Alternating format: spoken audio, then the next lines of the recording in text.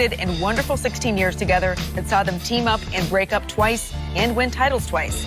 Windhorst added that the friendship could have been badly damaged in 2014 when LeBron left the Heat to return to Cleveland, but they somehow patched it up. We're once again joined by Chris Broussard. Chris, what's your view of their friendship? I really think this is a legitimate family-type relationship. You know, it's not based on we just hang out and kick it and have fun all the time. Yeah. You have relationships sometimes with people, whether it's a friend or like a cousin that you don't see all the time. You don't even talk to them a lot. But when you do see them, it's all love. You know, there's real respect and trust there. Correct. And that's how I see this relationship. And I think Dwayne Wade, remember, Dwayne Wade is 3 years older than LeBron. Even though they came in together in the draft, he's 3 years older than LeBron. He had a lot of life experience. You know, he married his childhood sweetheart and young and all that, went to college. And I think he is the big brother. You mentioned it earlier. He's like a big brother role in this relationship. And I say it's like a big brother who recognizes that his little brother is a prodigy. And his little brother is better than him. So he makes sacrifices to help his little brother reach the heights that he thinks he can. And Wade has made some major sacrifices in his relationship with LeBron, right? You have $10 million. Yeah. But beyond that, Wade gave up his team. Yeah. I mean, Wade gave up his team to LeBron, and not right away. That first year in Miami when they failed to win the championship, it was a tug of war. Yeah. Because I really think when the big three came together, I think Wade honestly felt, I'm as good as LeBron. Like, it's not him and then me and then Bosh. Like, I'm as good as LeBron, and he had the right to think that way. But I think in that first year, they both took 18 shots a game. LeBron averaged 26, Wade averaged 25. Like, it was a tug of war. Whose team is it? And then the second year, Wade made the sacrifice to step back and give the team to LeBron because he thought that was the best way for them to win. Now, he could have looked at it like, look at what happened to LeBron in the finals. And he could have said, I'm taking over the team. I'm taking it back. I'm the guy that's won the championship. Plus, it's my team. I've been here. Right, I've been here. But he gave it to LeBron. And I wrote a story in I believe their second championship year together, about how Wade was the first and I think the only NBA player up to that time, you can argue if Steph has done this, but who was an alpha and who was in his prime and willingly gave his team up willingly to another guy. And Eric Spoelstra read that story to the team in the locker room. Wow. And then Wade personally thanked me. Like, I saw him and he thanked me for the story. He understands, like, I think, and I don't think most people recognize how much of a sacrifice he was. Because I think he really stepped back and was like maybe 80% of the player he could have been individually to help them win. So, and we mentioned, you know, the $10 million. That's a heck of a sacrifice in 2014. But I think Wade understands. We always look at it like LeBron, if he hadn't gone to Miami and learned how to win under Wade, he wouldn't have those championships. And that might be true or not. But I think Wade also understands, like, one thing that helped him make the sacrifices, he understands LeBron helped him get to new heights too. What he wrote on the jersey last night, thanks for helping me become better than I thought I could. Remember, after Wade won it in 06, 07, out in the first round. 08, no playoffs, period. 09 and 10, out in the first round. He understood, like, I'm not even getting to the second round of the playoffs by myself. LeBron gets there, and all of a sudden, they're a circus, and they're winning championships. So I think that Wade's made a lot of sacrifices, and he understands LeBron did too, because LeBron was the one taking the heat. When he went to Miami, LeBron was the one getting criticized, getting killed. Wade wasn't. No. And I think Wade recognized that. So it sounds like you deserved a ring in 2012, right?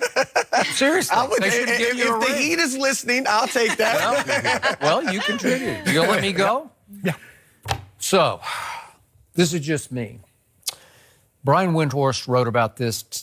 It was up yesterday on ESPN.com. We both know Brian. Great respect for him. He's covered LeBron since whenever. Since he was 10 years old. Right. And Brian is plugged in. He wrote an insightful powerful, pretty gutsy piece yesterday about what could have happened to this friendship. And his point was that the Wade-James relationship easily could have been badly damaged in 2014.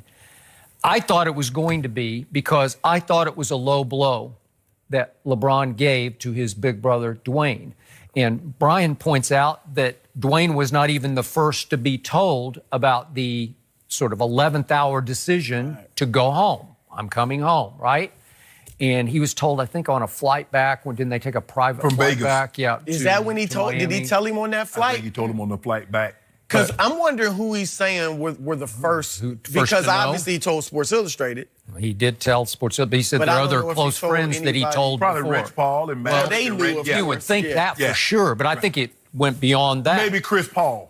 Maybe. 'Cause Chris you know is- what? That's possible. You think? Chris Paul, they say Chris is his best friend. And- See, I would think if he told Chris, though, he would tell Dwayne. Okay. I would But think, obviously, yeah. Dwayne had already made a sacrifice to get LeBron there the first time and took less money. And then he had opted out so that they could both opt back in together and finish together in Miami. And it cost him, as you say, an estimated $10 million. And then to cap this off, Dwayne could have gone to Golden State ahead of last season and maybe tried to take a ride for one last hurrah ring. And instead, he joined LeBron in Cleveland. And yet at the trade deadline, when you were throwing a parade for all the moves they made, because they were really good moves, one quiet move was exit stage left. They just said, Dwayne, we're going to ship you back to Miami. Nice to send him back to Miami, but according to Brian Windhorst, LeBron did not stand in the way of them shipping out Dwayne, his best friend and big brother. So for me, I try to put myself somehow in Dwayne's shoes. Man, I just have a hard time with this because LeBron made a pretty cold-blooded business decision in 2014 because it looked like Dwayne's knees off that finals against the Spurs when they got blown out by a record finals margin. It looked like his knees were maybe not shot, but on his last legs, right? And did that factor into LeBron? Sure it did. He's saying, I just don't know how much farther I can go with him as my second star. You know, it was reported that there were some nights LeBron would get to the arena and he would be told that D-Wade is not going. And so obviously, you know, well, how much further can this thing go, or how much can Dwayne help me get my ultimate goal? You know, being friends with someone that's on equal footing is not as easy as you think. It's easy. You know, I have friends that I grew up with, and obviously I went on to do what I did, but we're still friends. Now, imagine, as you said, D-Wade actually saw himself as an equal to LeBron. Well, if I'm equal, why do I got to concede? Why you can't concede? Why does your goals, your agenda, I want to be a big movie star, I want to be an icon too. But I think D-Wade understood that, you know what, yes, I want to be, but Nike ain't give me no $91 million contract out the gate. And you know, Skip, I think LeBron, the businessman, and LeBron, the professional athlete, the basketball player, they're two different people. Because he's like, okay, yeah, we can play basketball together, and I'm trying to win. But business is something entirely different what I'm actually trying to do over here. So I'm going to, like last night, okay, yeah, we're best friends. But when you get on that court, I'm trying to beat you. Well, sure. Yeah. No, I got that. But in the end, to me, Dwayne is also a businessman. Yes. Dwayne is a shrewd operator. Yes. And I think he swallowed all of his pride through 2014 and then what happened at the trade deadline last year because he knew it was coming to an end and he wanted to keep the business lines open with his best connection, LeBron James, because Dwayne knew that he and Gabrielle would want to live in L.A. And they would want to be close friends and connected to the ultimate connection, LeBron James in Los Angeles, Power broker. right? He is a power broker. You think Wade is looking down the line? Yeah. I want to be connected to Because this what's stuff Dwayne around love? me. He loves fashion. He wants to have his own fashion line. Nobody can help you in that world better than LeBron James. But being friends, Skip, let me tell you, my senior year in high school, Skip, I was a pretty good basketball player. Okay, be honest, I was a damn good basketball player. And people started come to write stories on me. Well, they did a story on me, and my coach was speaking. Now, I didn't say this. My coach said this. My coach said, I stressed the team concept to the team. But if we're a car, Shannon's the engine. My teammates took a vote to vote me off the team. They voted 10-1 to kick me off the team. 10-1, Skip. Sound like it was toxic. Damn. Sounds like you weren't that good.